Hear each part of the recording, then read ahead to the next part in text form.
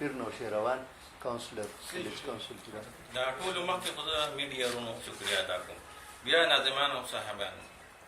یو شعر راته رایاد شو، وی ځمکه شو اوچته او یا اسمان کې پراخ راغی او یا زه په مینه موړ شم یا جانان کې پراخ راغی. نو مطلب دا دی چې کله جمهوریت نو که نه جمهوریت نو کله په ملک ډکټیټرشپ و نو په مازو کې هر یو کار ټیک ټاک و. په دې ګراونډ کې مطلب دا دی چمن لګېدلی و،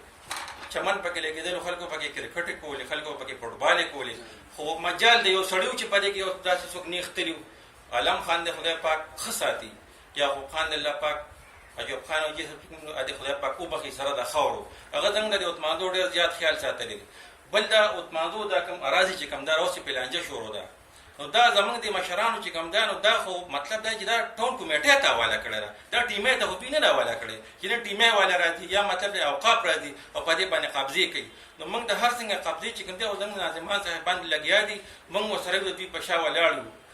خو زموږ دا ریکویسټ دی چې کم از کم لکه دا میله چې کوم ده په 25 لک روپۍ راکال تلې ده،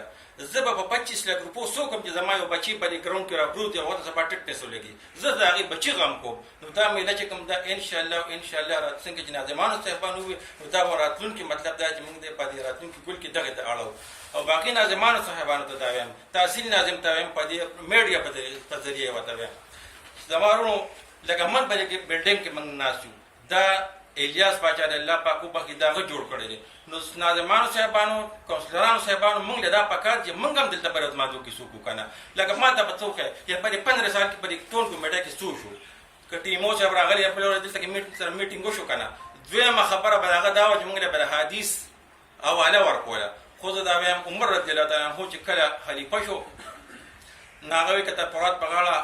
یو سپین د تندې مري نو ما ته د هغې به زه ذمهوار یم. نو زه دا وایم چې ټیمو صاحب چې 3 میاشتې تېرې شوې، 3 میاشتې زما په 4 میاشتې زما په اتمادو کې اوبه نه وي، ته له دې نه وې خبر، تحصیل ناظم صاحب ته دې نه وې خبر، ناظمانو صاحبانو خو ټول اوس به تلل او دې پسې به منډې کړې والې. باقي بس شکریه.